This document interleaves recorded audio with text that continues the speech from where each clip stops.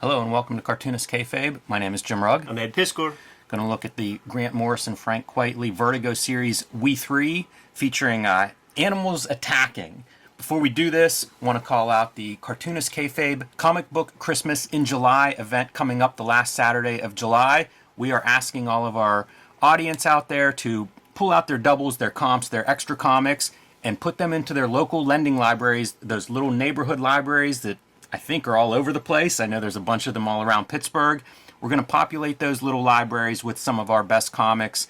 We know there are a lot of makers in our audience, so pull out those comps, pull out those doubles, and let's put some comic books in front of a place we know readers go to in those local lending libraries. And we also recommend put a little note in each of those comics where people can find more comics in your local area, whether that's a bookstore, a comic book store, a library, wherever you find comics in your region. Make it easy for these readers to find more comics if they enjoy the samples that you leave them. We also ask everybody to like, follow, and subscribe to the Cartoonist Kayfabe YouTube channel if you haven't done so already. Hit that bell icon, that's a notification button. It'll let you know when we post a new video. This will give you a leg up on the kayfabe effect. If you see a comic on our show that you want to add to your collection, you want to be the first one looking for that book. So hit that notification button and you'll be the first one going to eBay, Amazon, your local shop, and hopefully getting it before it's sold out or before the prices soar through the roof. And finally, let our videos play through to the end. That allows YouTube's algorithm to share our videos with other comic fans who haven't found Cartoonist Kayfabe yet. It's how we grow this channel. We appreciate your help on that. And now, Ed, time to get down to business. This is one of those comics that when I heard about it, I'm like, what the fuck are you talking about? I'm gonna spend my time reading that. What are you saying, man? It made me think about, you take a look at like top 10 lists of Japanese film. It's always Kurosawa or that other guy Ozu, something like that, and there's this movie Tampopo, and the review would always start off with a little preamble message like, you gotta hear us out, just watch the movie, trust us, because Tampopo is about a lady who's trying to create like the world's best noodle shop, you know, and it sounds like nothing, but you watch it, it's the storytelling of it and the way that the film is constructed draws you in, and it's so riveting, and it's a flick I recommend to everybody. That's We3. You can't explain it easy and not start making people almost even roll their eyes in a way. Yeah, you're right. That's a good analogy because that's kind of my takeaway too. Like I was reading through this again this week and thinking Morrison just like set this up for Quitely. Like they must have worked with Quitely and came away going, how can I challenge Quitely? How can I use Quitely's skills to their maximum? Because there are sequences in here that, to me, this is the Quitely victory tour or something. And we'll get into those as we start going through this page by page. But that's what popped out to me too. It's the story is fine. It's okay. I can't imagine it in the hands of any other artist. Like to me, this is a Quitely showcase. Absolutely, man. And another noteworthy piece of it is just the economy of it. You know, like, not one wasted word, not one wasted panel, though I must say there are sequences that beg very, very close reading, because you have to read it from the point of view of something that ain't human. Right, yeah. It's an interesting point. It's also a 3-issue miniseries, which we've looked at a few different Quitely kind of runs, and I feel like he's done that on different books. New X-Men, that Batman and Robin series. It might be a good length. It's what you do, man. Like it's stunt casting these series. This is a complete story of in 3 issues. But that other stuff, obviously, it's stunt casting to puff up those numbers so that your diminishing returns on issue 4 are still pretty high. The graphic design of these covers, we just can't dash over that, man. First off, this is full color Frank Quitely, which is something that you really didn't get much of. I mean, we still don't get very much of it, but to see it, it's so distinct. It's clearly Quitely's full hand. One of the pieces in this book that doesn't always jive with my sensibility is the color. There's a lot of muddy color where black is definitely mixed in with the CMYK. You don't see any of that in these Quitely paintings. I'm sure it's not easy to do, but in my fantasy world, in some string theory, alternate reality, Quitely paints the whole thing. But even stuff, I mean, the guy has tremendous technique. You can feel the texture of that exact beanbag or that, like, plastic carpet thing that is in everybody's grandma's house. He captures that stuff really well. And it has shades of Otomo's illustration work in Kaba to me, in terms of palette and execution, with, like, the sepia lines for the holding lines on the characters and stuff like that. There's a lot of technique that I glean from, that's damn near the color of the hippo on Kaba. Yeah, it's an interesting comparison too. This is also one of his early pencils, straight reproduction from pencil. You have Jamie Grant on coloring and digital inking, and I'm always unsure what digital inking stands for. I think it's pretty much cleaning up levels. Bump up the levels. Yeah, pretty much, and maybe doing a little bit of cleanup here and there, but you can see if you look closely at the line work that this is a reproduction from pencils. So early, his early transition from ink lines to pencil lines here. I was just talking to Jeff Darrow, and he received his variant cover that he drew for that Quietly drew for Shaolin Cowboy. He sent it to Jeff, and Jeff said, like, the pencil line, it's so delicate, it's so thin and delicate. Yeah, still a little heavy here. I feel like that delicate piece is something that he's evolved into. Yeah, sure, like that Batman Robin that we were looking at. But this can also be a consequence of that quote-unquote digital inking. Yeah, it's possible. This sequence always stood out to me. I bought this off the shelf. I think it's about 2004 is whenever it started. You know what? One more note on the covers. October 2004, December 2004, March 2005. Kind of surprising that they wouldn't have this 3 issues. You'd think you'd have it in a can and come out monthly. Yeah, I think it's like, got to pay this guy, man. I guess so. But I always thought this running sequence was really impressive just because drawing these kind of trainers, no fun. And then doing it from different angles, pretty wild from a drawing standpoint, I think. It's one of those interesting things when you're tasked with it, when it's like, draw a bunch of nonsense and you got to draw like a VHS tape, and you have an idea in mind what a VHS tape is, but then when you grab one for reference and you look at all the curves and the nuance, it's like, man, you can't draw that out of your head.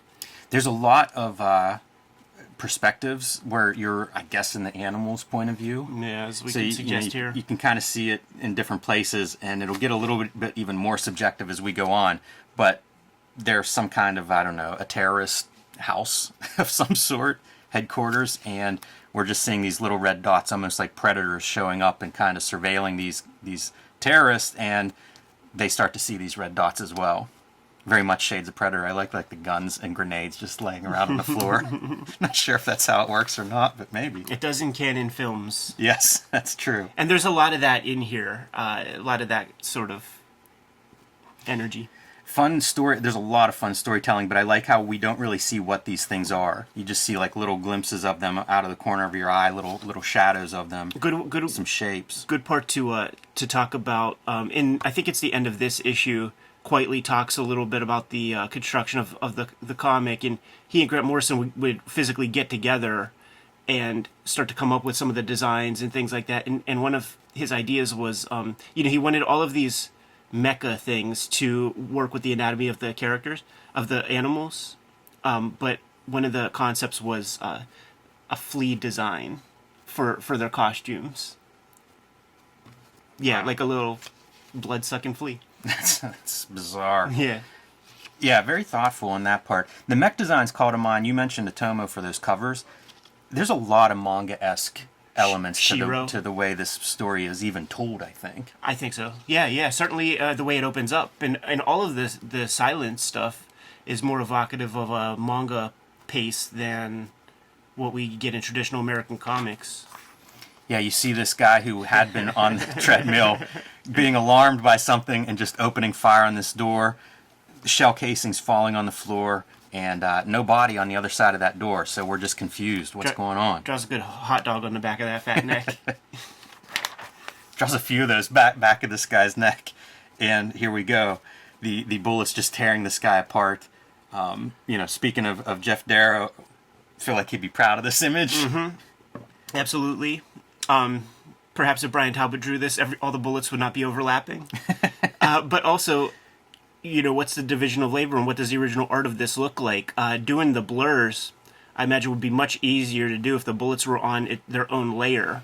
So is there a pencil layer of full gore and then a pencil layer of bullets? That's just one of those technical things that I'm curious about, because I just don't...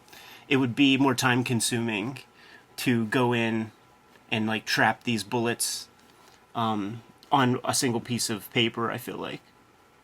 Wow. Yeah, it makes me wonder. Now I need to see the artist's edition for We3. Yeah, sure, that'd be awesome. Answer some questions.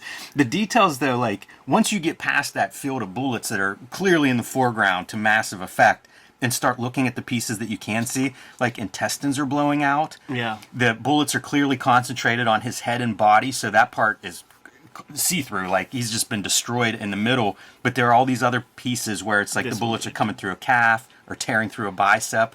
Just these small little pieces and the blood squirting out of those exit wounds. There's a center of impact, and Quitely is a master visual storyteller.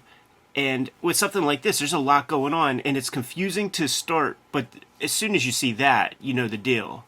So, he knows that you got to include that part. Yeah, absolutely. Yeah, that's a good point. That's something that good cartoonists, probably cinematographers too, you have to figure out those important compositional pieces to not obliterate with either bullets or just holes. Yeah. Give us an entry point into this. And it's salesmanship. Like, you turn the face to the viewer. Looking at this makes me wonder if there was even a third layer that they opted not to use, which would be like a ground plane, a base, something. It's so good that they didn't. I agree with you, but it's kind of odd too that it's on this white background. It really, like, it just sells the heat of that muzzle fire, like, feels like it's all encompassing. This guy's going to a place of white. Yeah, it's going to be a closed casket for him. I think so. And then from that dramatic 2-page spread to the aftermath, right? There's a shoe left where that guy had been. Oh, and there's a piece of ankle in that shit. Yeah, just a little bit of form. I love the reflections too. Like the staircase is reflecting in the blood pool on the ground. Yeah. That's amazing. And then like the hint of animal tracks walking out of that thing. Really good details. Like bloody animal footprints. Of course, makes total sense in the story, but also, do you think of that? Like, right. that's smart stuff. And that's the other thing, too, like, in order to fully understand, and I guess there's no requirement to do so, but, like, whose part is that? Like, is that something that Morrison called out? And just from an academic, like, scholarly approach, like, I am curious, but comics, especially collaborative ones, it should be greater than the sum of its parts. Yeah, and you mentioned those two getting together to discuss the story. You can almost imagine talking through this, right? It's a safe house, or it's a terrorist house that's just been decimated, and this is now the aftermath. You can imagine almost brainstorming some of these shots and what would be in the aftermath, right? Bodies everywhere, mayhem, body parts, and you see it. It's kind of subtle after that 2-page spread that's not subtle at all. This aftermath is super quiet. Continues that wordless sequence. I was surprised by that. I didn't remember this big opening wordless sequence, so rereading it, that's always fun to me, especially if it works. And really the aftermath now, just burning that place to the ground. I realize now what these things remind me of, these like little fiber optic things, and there was absolutely a period of remote control cars in the 80s that would have just like those plastic little things with like little LED, not even LEDs, whatever it was. You could, you know how like you would get them at Kennywood. It would be the flashlight, and it would have the little plastic noodles on it with the like light tips. They had that technology in some remote control cars. And that's what that stuff is like. So that implies, I mean, we see the scenes of like the Xbox controller handling those things, which I think also calls to mind there was like some expose, or it was just commonly known somehow, or an urban legend that like the first round drones were operated with the Baby Seal Beater Xbox controller Mach 1. Yeah, I remember. Which is just, and what does that imply? A bunch of fucking video game nerds killing people far away? This is a nice page for color. I like the interior of the truck really standing out. And also, we're going to get good glimpses of these animals But how much drawing must Quitely have done to kind of figure out the mechanics of the animal? Like, we're seeing the underside of their feet, and you can see, like, accented claws as part of the feature of the mech design. Not something I would want to see in a script and have to try to figure out. There's weird humor in here, too, when it comes to those costume designs, which we will get into at the very end. Yeah, there definitely is. Pretty simple, straight storytelling here. Just cutting open the newspapers, you see... I guess a leader here assassinated, some kind of, I don't know, opposition leader assassinated, the pet supply truck going by in the background. Kind of a fun, formal element of, I guess, discussing the headlines, right? The big news item, just draw a word balloon around that newspaper. Pretty good technique for a wordless sequence. And we follow the pet supply truck, and now we're inside with the cutaway, and you see the animal operators and then the people behind them. This is that like Jim Lee touch, like when you see the Danger Room Mach 1 and stuff, and I guess like in a small footprint, like at Elevate some dudes, but that looks extra expensive.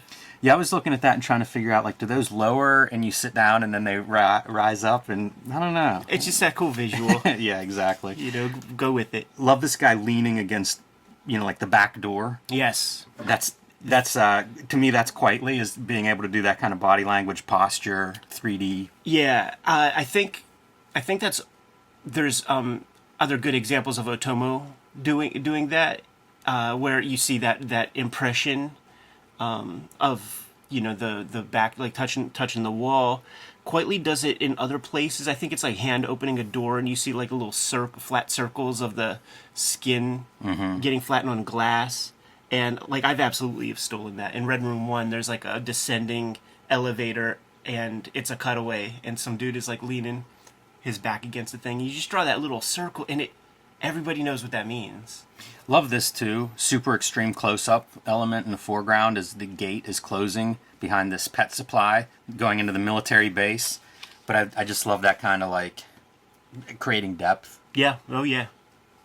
And also panel transitions, like clearly here we are. You can imagine the cinematic version of that pulling out slowly. And now we start to get a good look at who were our assassins. Take those helmets off and let's see these creatures. And it's obviously the characters from the covers. Yes. The missing pets. These were just abducted and put to work. Kind of a strange choice from a practical standpoint. There are animal shelters full of animals. Like, just go outside my house right now, man. You're going to find a bunch of rabbits running around. We don't have outside cats. So these rabbits in this neighborhood have no predators. That's my neighborhood. Like, I've been there 15 years, and it ebbs and flows. If there's an outside cat, there aren't rabbits. And if there isn't an outside cat, the population takes off. Yeah. But that never comes into play anyhow. Like, it's just a cool cover, thoughtful cover design, really. Yeah, Grant Morrison, famously an animal lover, so I think that's probably tugging at some heartstrings by doing this sort of a cover. I think anybody that's had a pet at least has the fear of losing that pet. Absolutely, and man. so that's the worst. You can relate to that kind of flyer. Those show up now and then, too. In my neighborhood, you'll see them on a telephone pole and stuff.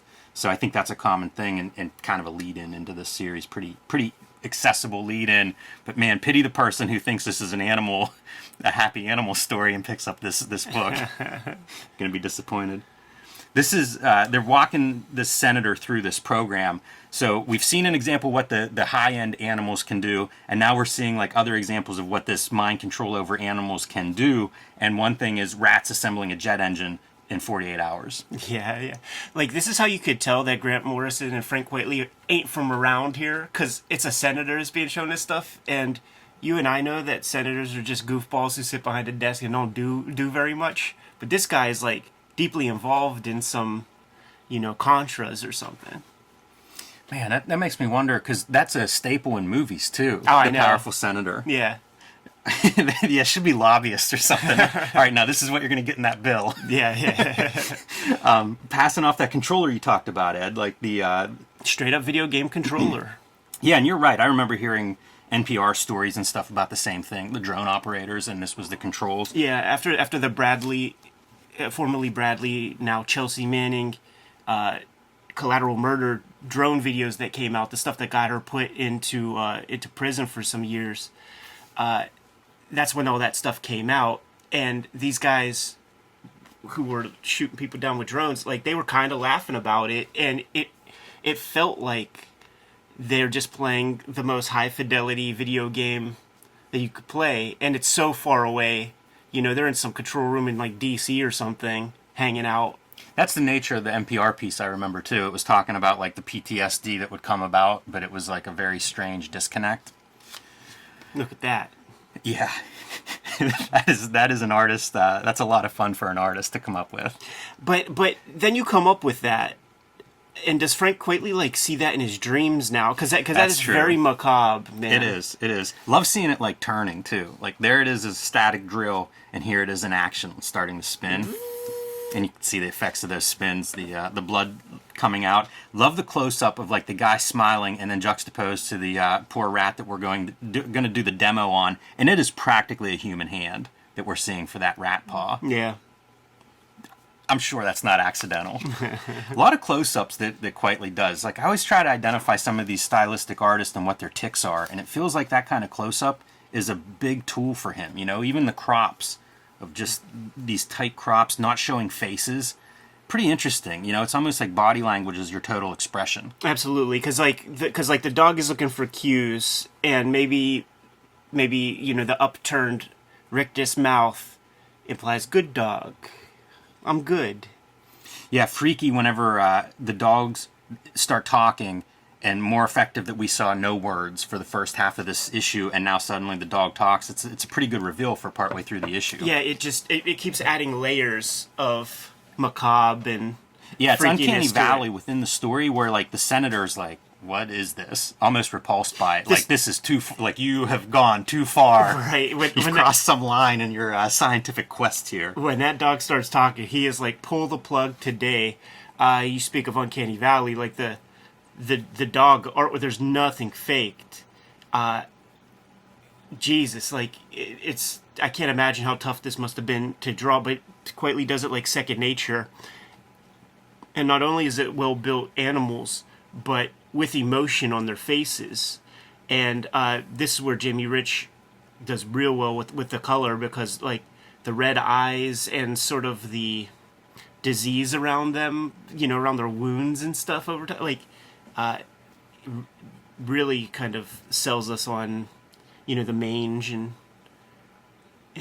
you know the stuff that these animals went through. I think the language is good too. Reading it, is good dog, but it looks like God. It totally looks like God to me, like reading through this. You know? Yeah, for sure. That little bit of like a phonetic spelling, but I think that works well. We also see We3 a couple of times throughout the story where people are standing strategically or something in a way reveals the title a couple of times. Reminded me of Watchmen, where it's almost like carefully weaving that into the visuals. Yeah, absolutely. And so we know what We3 is because I guess before, like maybe it was sold earlier, like you saw on the floor, it said Weapon 3. Mm-hmm. So you just get a suitably rotund figure in front of that, man. And then it covers up the EAPON. Yeah. Animal Weapon 3.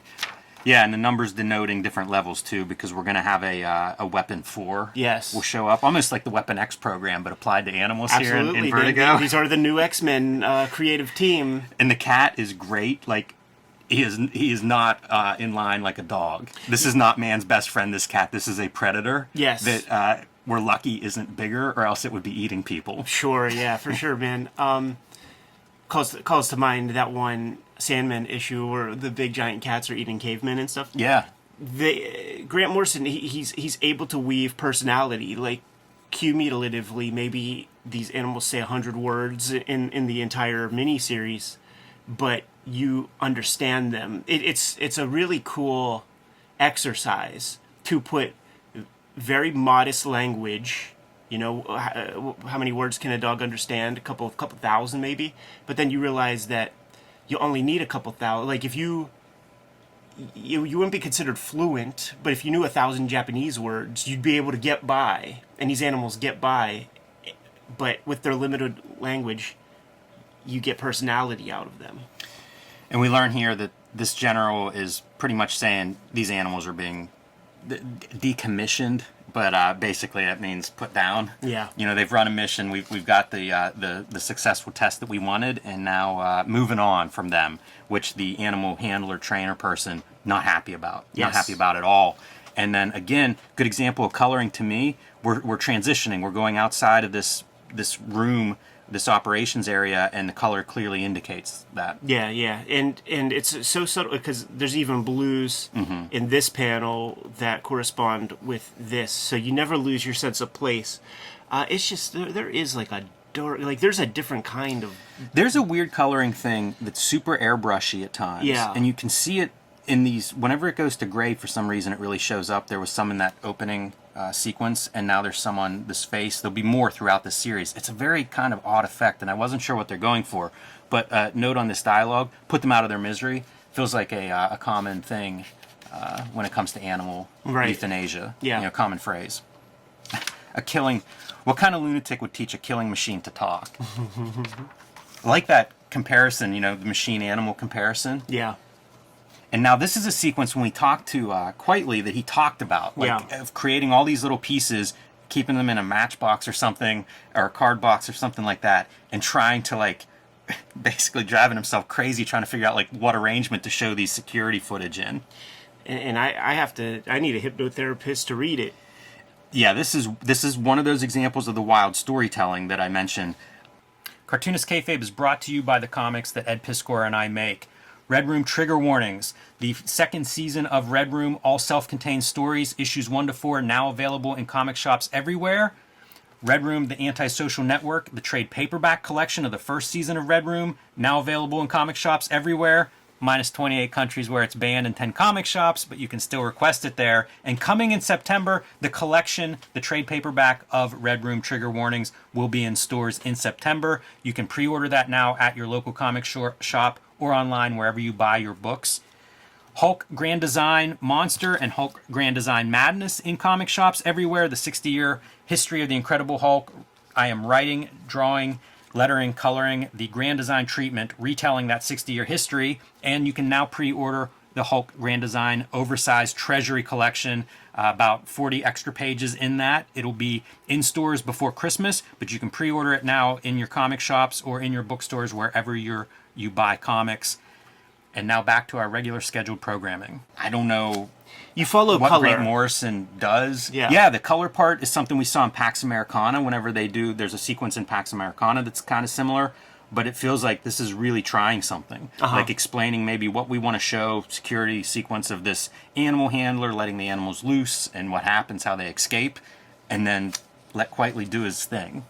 And it's cool, man. It's really fascinating to go through this sequence, trying to follow like these various threads of characters as they're moving through this complex. Yes, and it's all for the listener at home. It's all security camera footage, so it's from quite a distance for the most part, except when you get these great close-ups.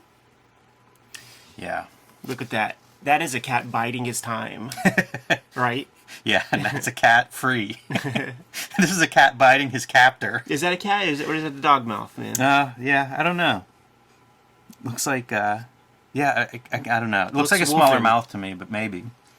It's not the rabbit. I No. think we can agree on that. Yeah, these little tiny figures. It's just a great sequence. Like, cutting between the super close-ups. It's pretty wild. And I mean, what is this? 6 pages in now of this sequence? It's a huge centerpiece of the issue. And again, use your double page spread to maximum effect, right? The animals have broken free. And it's really your first shot of them in all their mechanical glory. You can see the little details in the feet. Yeah. As opposed to the cat claws and the big oafish treads of the pup. This feels very manga anime to me too, like the big shapes of the mech. Absolutely. Not loading that up with wires or circuitry, but rather just like almost the shield that goes on top. Yeah. That's what makes me think of Masamune Shiro. Mm-hmm. It was real good with that, creating that sort of stuff. But I wonder if it was a challenge trying to figure out the color of how to color these big open shapes, because once again it is just that black, it's that black that fades into the color. and I just know there's another way. I don't mind this spread. There's definitely some dark sequences, and this spread is dark, but I don't mind it that much. I like that the sky at least has color in it. Yeah. I mean, you have to do that if you're going to put black on your mechs. You don't have to do anything in comics. Don't take that for granted when someone makes a decent choice. And again, the aftermath here, and you get one final nice application of that security cam footage as a background as this guy's trying to piece together, one, exactly what happened, and then two, what's going to happen next. Like, how do we button this up? Someone's in trouble. But it's like, I get, like you said, Morrison, animal lover, but there is a bit, you could almost read it as parody or something of like a PETA member who would, allow this animal to run free, fuck the humans around it. You know what I'm saying? Because that's clearly, I mean, that is what this is, whether Morrison intended that or not. But the way they're dressing her down, it's almost like you've been bad, and you're not. You better turn in your card. But it's like this chick has a body count now because of what she did. It's not about losing your job. It's about like you have to go to jail for life plus 100 years now. Yeah, and also it's top secret military stuff, so you're not just going to jail, you're going disappeared. Underground. Exactly. The lighting in this is very strange to me, this particular panel. You see that airbrushing effect again. Super soft edges. I just don't know what we're going for there.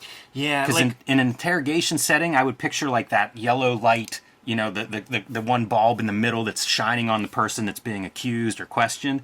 Here it's like kind of fluorescent, but it's not well lit because you have all of these strange shadows. Yeah. It's peculiar. I don't understand it. Yeah, a lot of the color, I really think that Rich is trying to do a digital version of what Quitely can do for himself.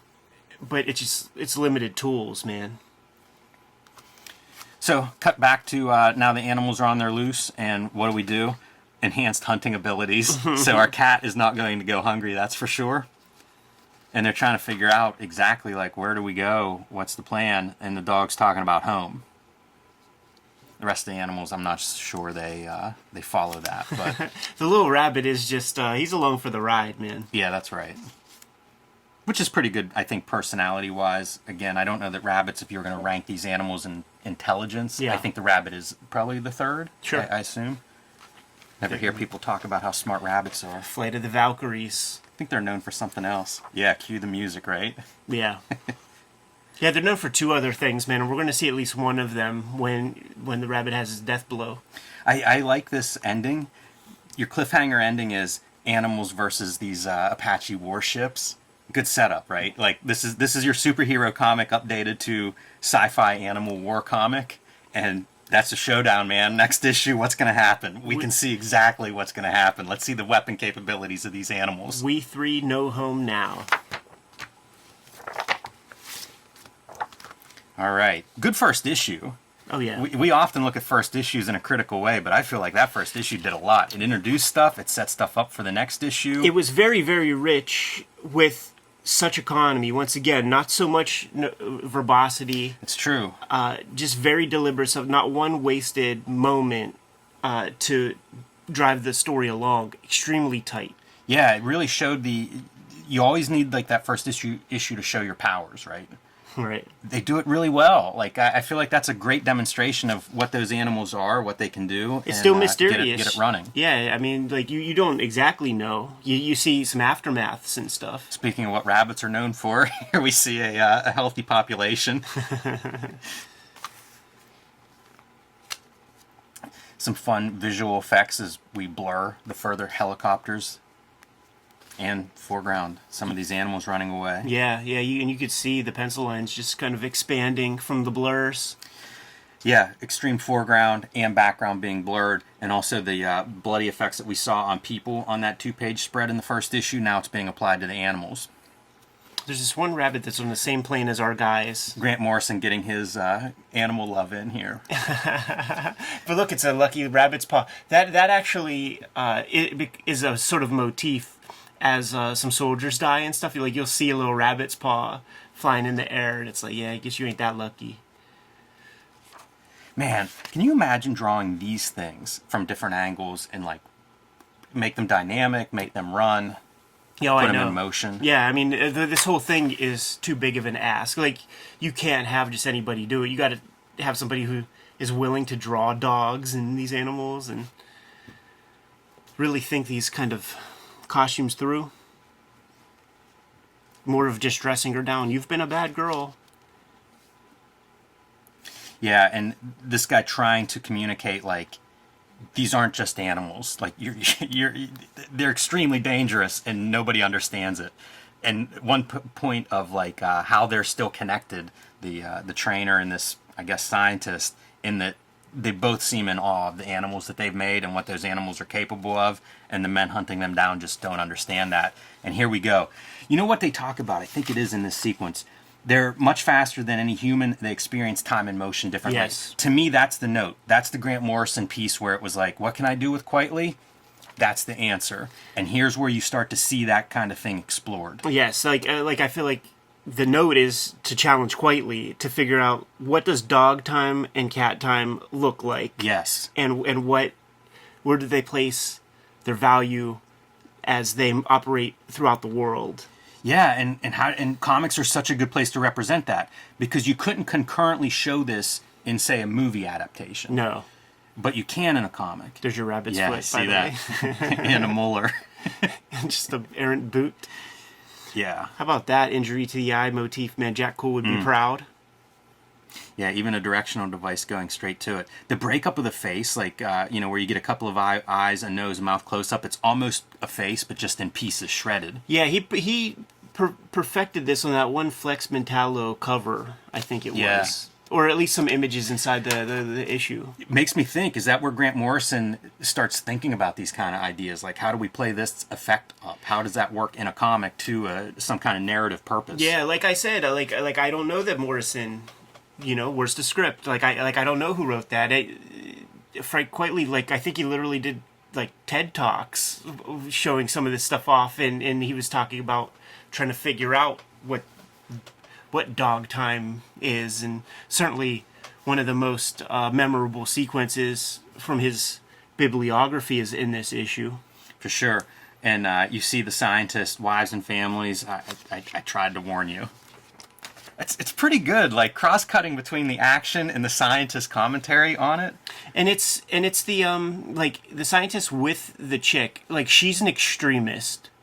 She let these animals run free without thinking about the human implications.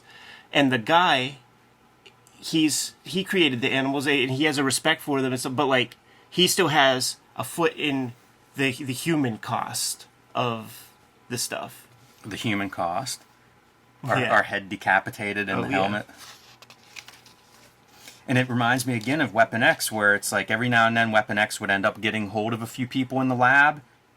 It seemed like the top level didn't object to that. It was like real field action. Look at the rat with the wrench head. The pliers head. That's amazing looking. Yeah, it's very freaky. And this is like one of the examples in the Frank Whiteley TED Talks about trying to capture cat time. Yeah, a spectacular 2-page spread too. Just all of it. Like, obviously, this is your sexy cat time piece. Reminiscent of like iTunes had this set up briefly. Right, yeah. You remember that? Yeah. Probably around a similar time. But really effective, I think, of the cat moving like through the panels, almost outside of the, if you think of these as being a split part of a second, and the cat moving like even between those splits. Really awesome. Even thinking of like traditional comic book page layout where like, you might break a panel board or have a fist or a foot or something, like, something flying out of it. In a way, that's what this is. It's just updated very much to a 21st century comic artist. This cat is moving through the gutters. And in my own experience, when my little cat accidentally got a plastic shopping bag around its neck and was running around the house like it was a Superman cape, it was a blur. Yes, my cat does that frequently. But I love this breakdown here, too, where like we have trees and stuff creating our panel Frames. borders. Like, it's just a very pretty page. Yeah. Yeah, it's a money page, man. And I'll give Rich his due again. I like the red through the middle of that page as like a through line piece. The cat entrance Yeah. from stage left is also not to be diminished. No, it's very choreographed the way the cat actually moves if you just follow the cat's action. It's a very believable piece. What in hell happened down there? Yeah, that's exactly right. And firing off like one of his claws through the helicopter pilot's head. Yeah, because they're flying close to the sun with wings of wax, man. Good thing we're up here. Thunk, famous last words. So, new plan. We're going to bring our animal trainer back in. She's going to have to talk these animals into somewhere that they can be taken out. This feels like Stand By Me, like a reference to the movie Stand By Me. Animals are crossing a train tracks on a bridge. And what happens? The rats are loosed. Yeah. Another one of these like nice silhouette in the foreground pages. There was a dog versus cat moment, which, if you have dogs and cats, like they will get into their like little scrap. I think it was maybe the. What was it? Ah, right. But then they come to their understanding, as your pet dog and cat will. Yeah, it's a pretty fun moment. And it's the rabbit playing peacekeeper. Got drill head rats and stuff. The rats this way are so effective. Like the tails are almost tentacles. No, totally, man. And having that steep foreground, it says so much with so little, in a way. Mm-hmm. Rats, maybe a little double meaning there. Putrid sky, right? Like it's just that faded bunch of trees and wilderness behind them. I really like this piece. Yeah, it's really good. This is pretty good too. I think the rats have overtaken the cat to the point of the cat just screaming there. But what a nightmare for a cat! Oh yeah, being run down by a pack of killer rats. Look at those flesh-colored tails, Jimmy. So disgusting. And how do we make this even worse? They're on train tracks. Yeah, Chekhov's train tracks. Also, Chekhov's back of rabbit with sphincter hole. Like that will be a storytelling point in a little bit. Love their bloody mouths. There's a rat completely in that dog's mouth. Totally. Speaking of their flesh-colored tail, that's all that's hanging out. So disgusting. It's great even the rats turn and run. As they do, right? Makes They're sense. about to sink in ship. They blow up the bridge as their solution, and you can see the train just crashing as a result of that. But it does preserve them, at least for a few brief seconds before they fall into the water. This is one of those hardcore scenes that also has just the greatest visual storytelling. You could fuck this up real easy, but it's clearly the work of very, very thoughtful creators who had a very specific moment and idea in mind as the pup pulls one of the civilians from the train to shore while he's saying, good dog, question, help man, pulls the dude in. You could keep rocking. I feel like the cat's a little skeptical. Like, good dog. Yeah. look at that bridge. Look what you've just done. And the cat is seeing what is off panel also, which is this. Yeah. Yeah, it's a nice reveal. Yeah, the dog tried. Did his best. Again, great coloring, and now we've shifted our setting to nighttime. You think that's a photo? It does kind of look like it. Yeah. Maybe. It's like a panorama of LA at night or something. This is one of those things whenever you're learning to draw stuff that you kind of figure out, like, oh yeah, the city at night is just almost abstract. It's Jackson Pollock.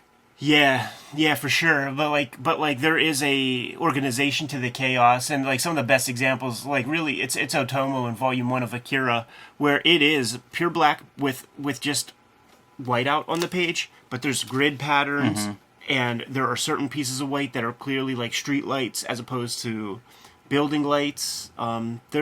If you do it right, it's very noticeable. Man, I mentioned Darrow earlier. These remind me again of the silhouettes that you see Yeah. in Shaolin Cowboy inside covers. They look really cool. Yeah, it has to do with issue's this. damaged there. Need to touch that up with a Sharpie. And they encounter a hunter. Coon hunter? Hunter out at night? I assume that's what he's doing. Not sure, but encounter this hunter, and of course things go strange. If you were out hunting at night and saw this thing walk up to you, it's going to be a pretty strange evening. Yeah, and the funny thing is, like, hunters are the ones that see all that wild shit, and nobody believes them. Yeah. Hunters always see aliens. Man, and the rabbit takes one right in the head. It's a pretty graphic image. Yeah. Cat mid-motion, full Wolverine. Yeah. You see the spurts of the glancing blow. It's a heck of a spread, once again. I wonder how this lines up in the trade paperback, if all of this stuff is more or less accurate. You would hope. Because it feels like this is such an effective spread. And seeing the rabbit on its side, that's another one of those, like, how do you draw this in different angles? That feels so good. Like, off balance, something's wrong. Yeah. And, like, what is that even a shape of? Like, I know, for that yeah. to communicate, like, something's wrong here, it's not functioning right, and to be kind of emotional, that's incredible. That poor rabbit. Yeah. He got touched.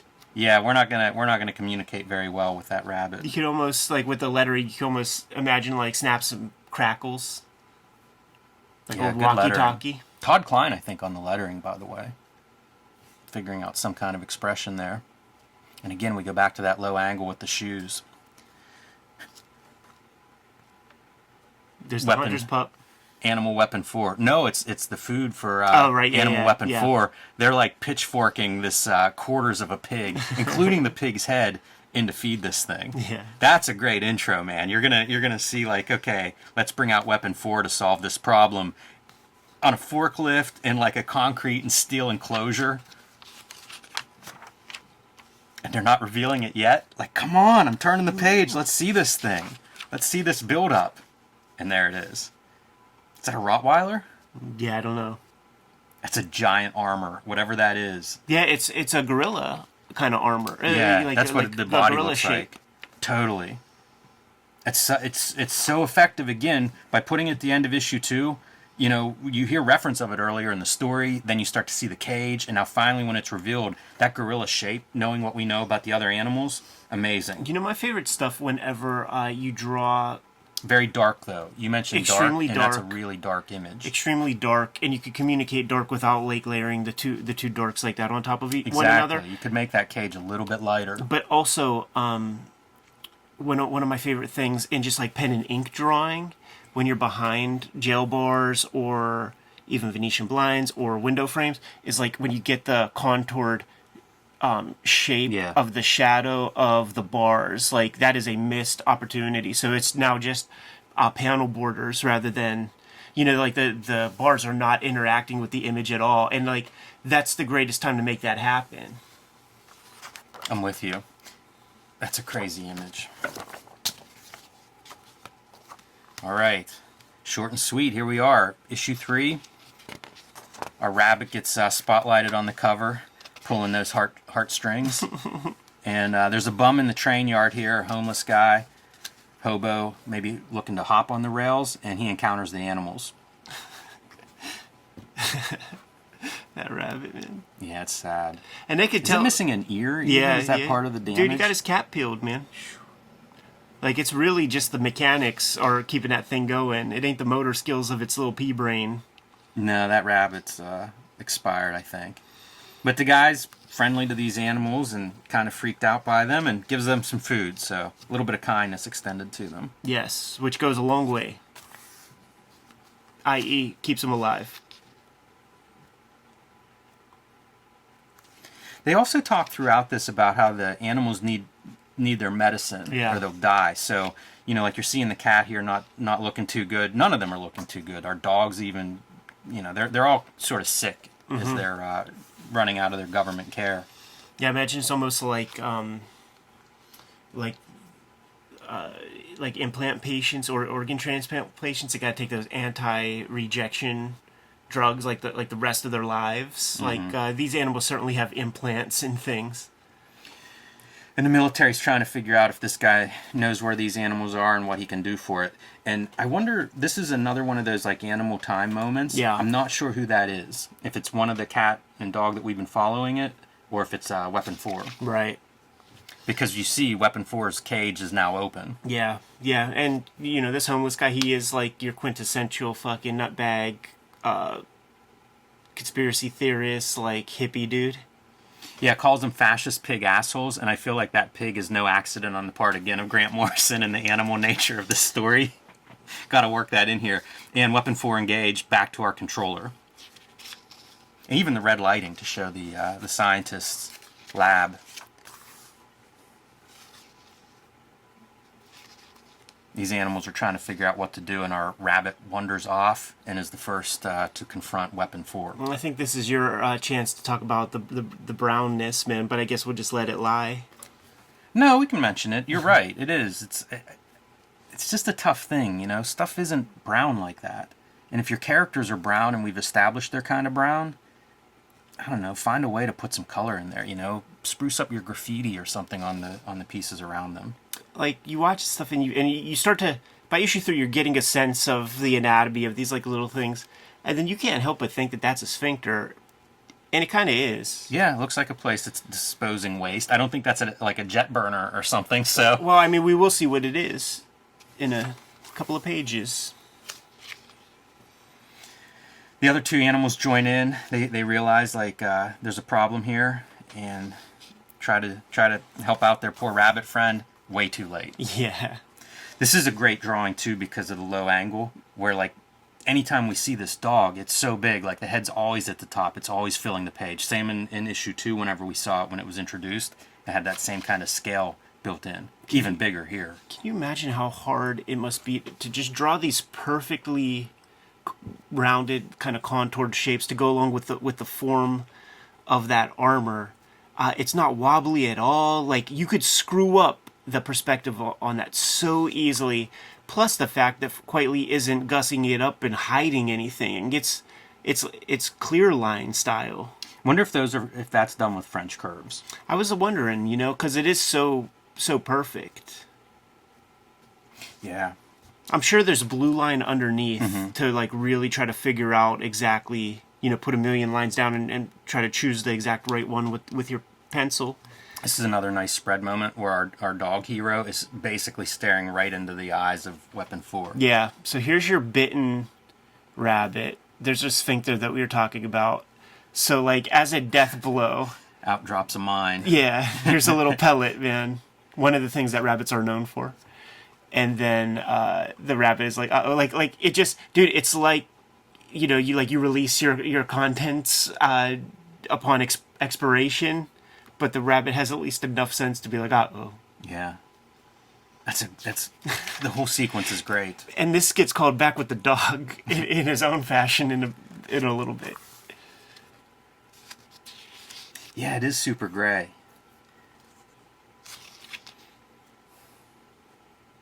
I don't know if that makes sense or not.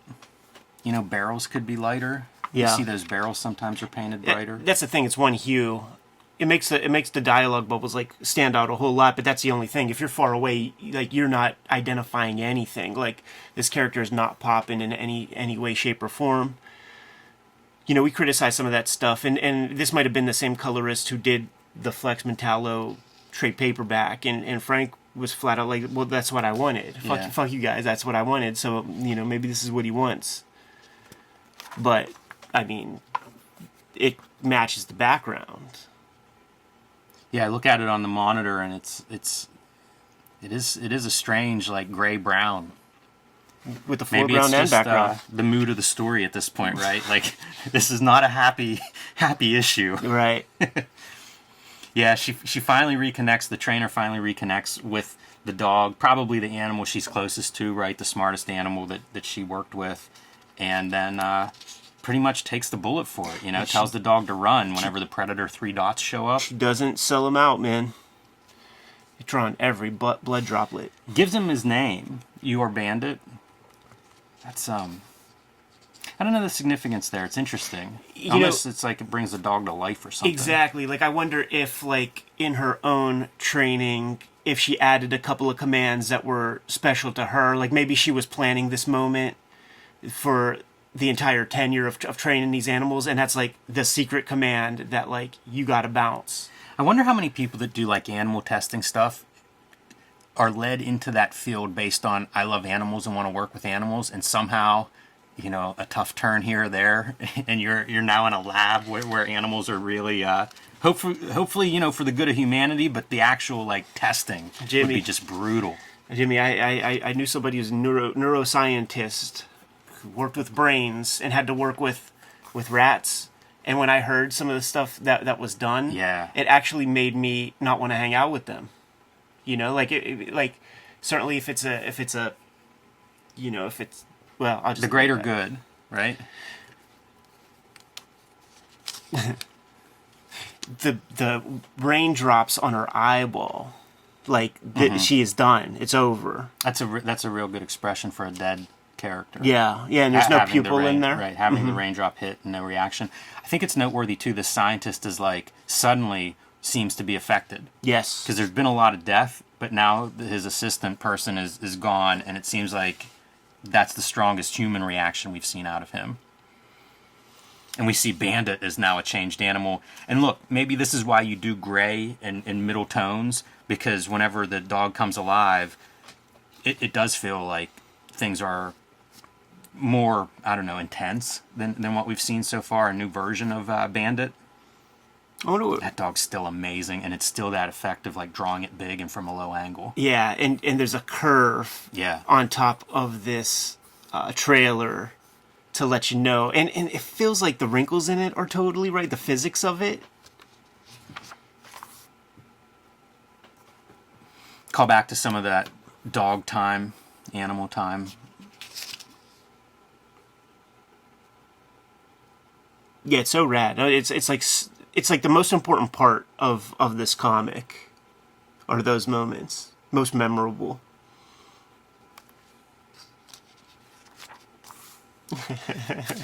You have the people too, like, all right, where's the last of them? Here we go.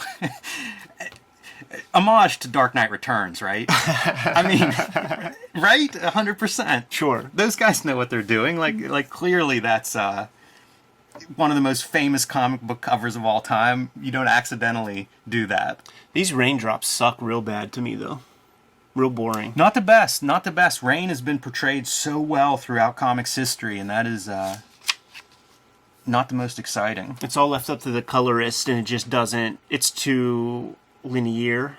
You know, like it's that thing that like lacks the chaos. Mm-hmm. You know, there's no wind blowing. It's all just dripping. Yeah, it makes me wonder because that lightning bolt looks like that's a colorist note. Yeah. You think something like that gets added after you turn this in, the line drawing, and you're looking at it, maybe even looking at the first pass on color, and it's like, you know what would really put some lightning behind there? Gives you that excuse to have that great lighting on the face. See, that's the other, like, that lighting is great. You know, Yeah. so it's a push-pull with the color. Do you realize, like, because this is drawn in that clear line style, all that lighting and, like, volume, that's all for the colorist. Exactly. Maybe there's notes from Quitely or Grant Morrison, but it is a lot of lifting for the colorist. Yeah, I mean, that's why you got to show up, and that's why we can talk about it and have, you know, our pros and cons to it. Love this piece, too. Yeah. This is another one of those, it's a variation of what we saw in issue 2 with, like, the iTunes style timing, but a pretty cool, like, piece for panels, for page layout. Yeah, kind of a cutaway. Mm-hmm. Shouts to Dan Zetwalk. Yeah. And even transitioning your panel shapes into the next page as they're like through the wall and now falling into the public and into traffic. And there's another good physics look at like something super heavy that the car hits and they're not moving. It's the car that's just going to flip over it. Yeah, like a lot It'd be of like these hitting a boulder. Yeah, a lot of these moments make me think of the visual vocabulary that the Wachowskis brought to film. Mm-hmm. I mean, we started with bullet time stuff when issue 1. And there is the famous sequence where the car gets flipped over on that big that main Los Angeles freeway, whatever it is, the 405 or whatever. That's almost like that. Yeah. Yeah, it's not the first time I've seen it, but I do think it communicates like a weight. Yeah. And a mass there. Yeah, I guess what I'm saying is like this. There's parts of this that really feel like a product of its time, with a lot of pop culture stuff that was happening. The coloring on this with that like thick ketchupy blood is very Wrightson-ish with some of his approach, like in like his werewolf paintings and stuff.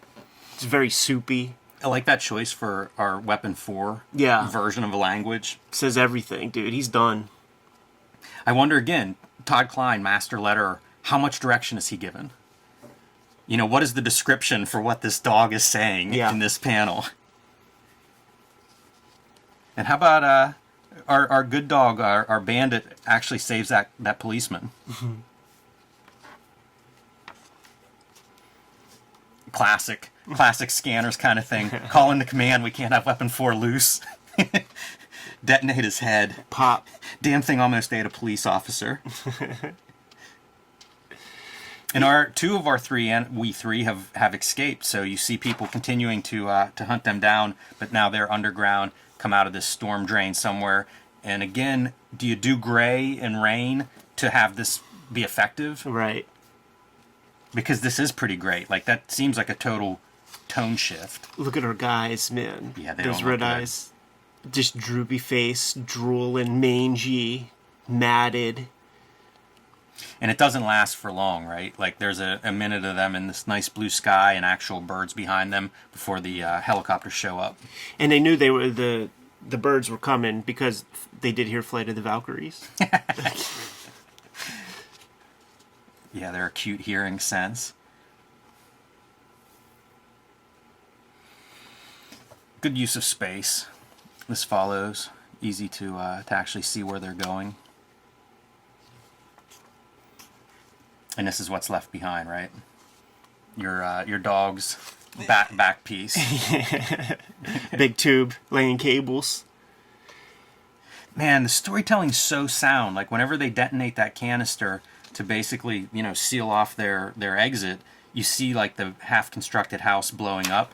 It's established. Like, we see it. It feels like stuff I would hear John Byrne talk about Jim Shooter describing, like, a hero punches the wall and in the next issue the wall's being repaired. It feels like that. Like you can go back several pages and watch this building and understand it, and this makes sense. Yes, it does. But it also, you gotta commend Quitely's, for all of the visual hyperbole we've seen, you have to commend his restraint, because this could have been, there's the Todd McFarlane, Jim Lee explosions. This could have been. That's hilarious to think of. It would have felt weird. Saying? Yeah, absolutely. But just having that little piece blow up, some smoke coming up from the top, there's a restraint there, because that's not where your mind goes to begin when it's like, oh man, I'm going to get to draw a big explosion. It's like, it's not a big explosion. It's enough. And these are like the most brutal pieces of like the whole comic when it comes to the animal stuff to me. Yeah, it's pretty rough stuff. Seeing their shaved flesh and like little shit inside them. It's brutal. Tough. Yeah, they look rough. Again, Weapon X comes to mind. Yeah. All the probes sticking out of Weapon X and Barry Windsor Smith's art.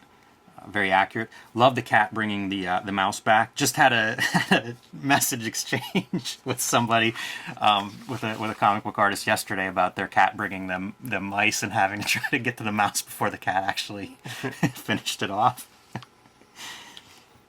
It's a sweet moment, and we're gonna find out like who's this last. Is this a military guy here? These boots in the foreground. We're gonna find out in a little bit. Yeah. Returning to this device. There are bits of Watchmen in this story. Sure. It's pretty tight the way it's plotted and shown. It even feels like you would have this kind of character in Watchmen, walking around, no doubt, following him around through this process. It's a psychologist or something. And here we go, right? Yes.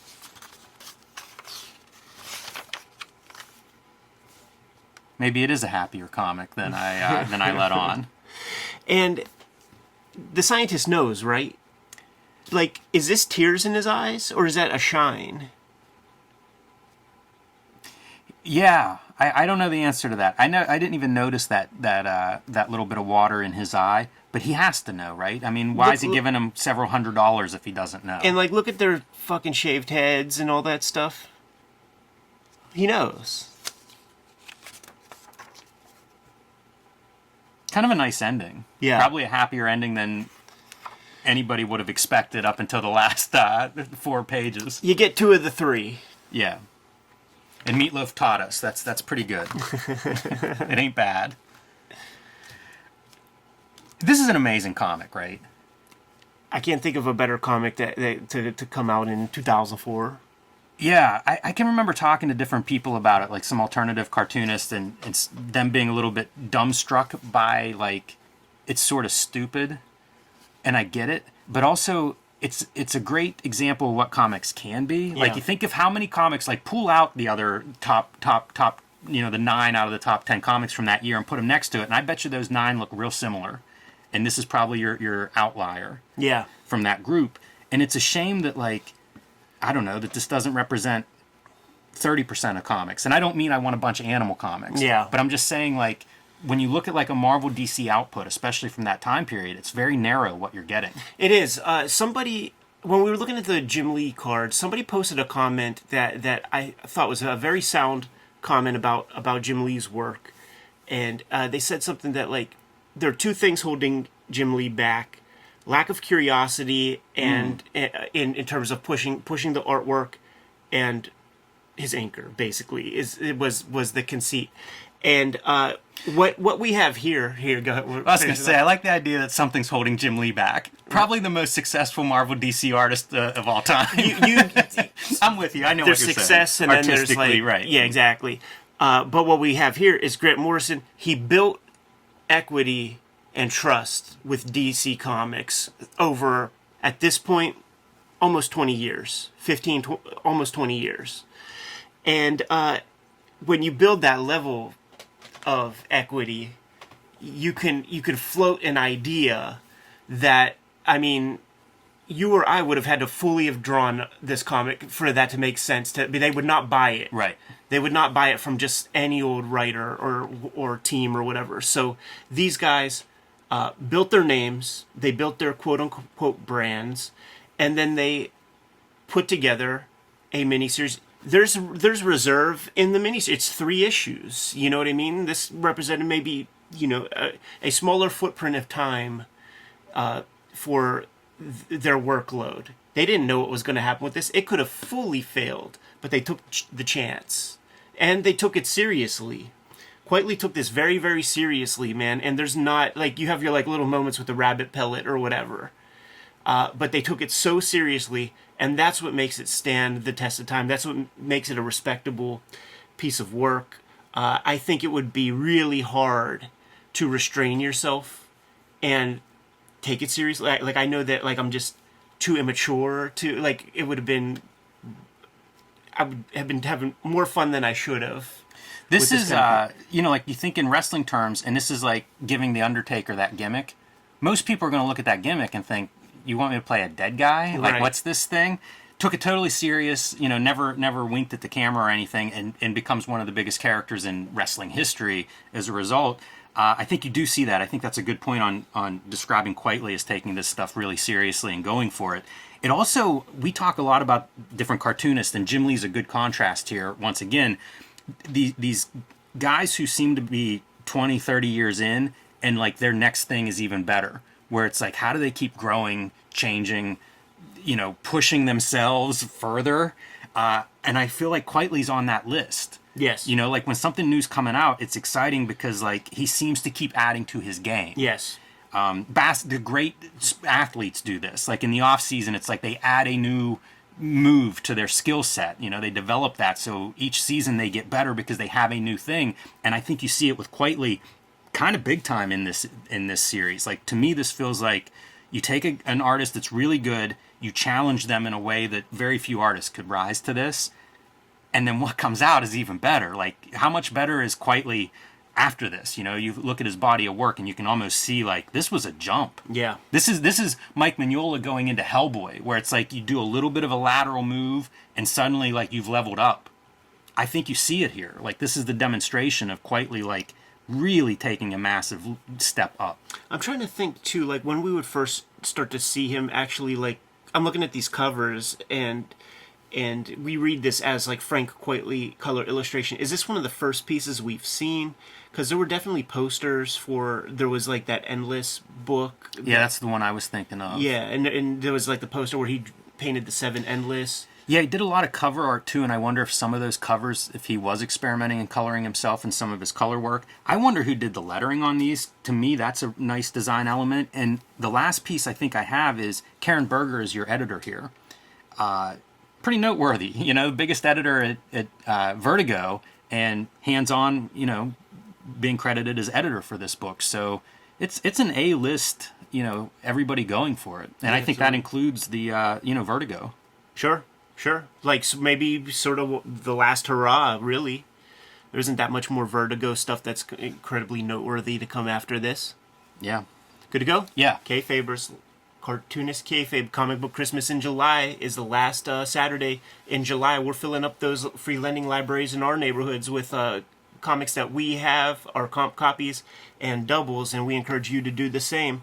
Like, follow, and subscribe to the YouTube channel. Hit the bell so that we can notify you when new vids are available. Jimmy, what do you have out there, man? Hulk Grand Design Monster and Hulk Grand Design Madness are in comic book shops now while supplies last. But also, you can now pre-order in your comic shop Hulk Grand Design, the treasury-sized collection that'll be coming out in time for Christmas this year. But I see it on Previews World, so it is available now. Start telling your local shop you want that. I just got approval on my files, so nice. It's the best book that I've made up to this point. I am super psyched for everybody to see that. There's some really cool extras in that book, so pick that up now and join me on patreon.com/JimRugg. 2021, I put out Red Room, the Antisocial Network. You could get that trade paperback in stores today. Right now, I'm promoting Red Room Trigger Warnings, a trade paperback collection of the 2022 season of Red Room Comics. Is going to be in stores in September. Make sure you order those comics and get that comic to fly off the racks. But if you see a single issue, scoop it up, give it a try. It's a complete experience. The comic is banned in more than 28 countries. The comic is banned in more than 10 comic shops. So you might need to hit up my link tree in the description below this video to order and pre-order current and future Red Room comics. Or you can just go to the Patreon, plop down $3, get the archive, and read the comics online today. What else do we have out there, Jim? Subscribe to the Cartoonist Kayfabe e-newsletter at the links below this video. You can also find Cartoonist Kayfabe t-shirts and merchandise at the links below this video. And there's a new piece of merchandise coming soon that I am super psyched to get out into the hands of the Kayfabe audience. More details coming soon. Even I don't know what that is, man. Give them those marching orders, Jimmy, and we'll be on our way. Read more comics.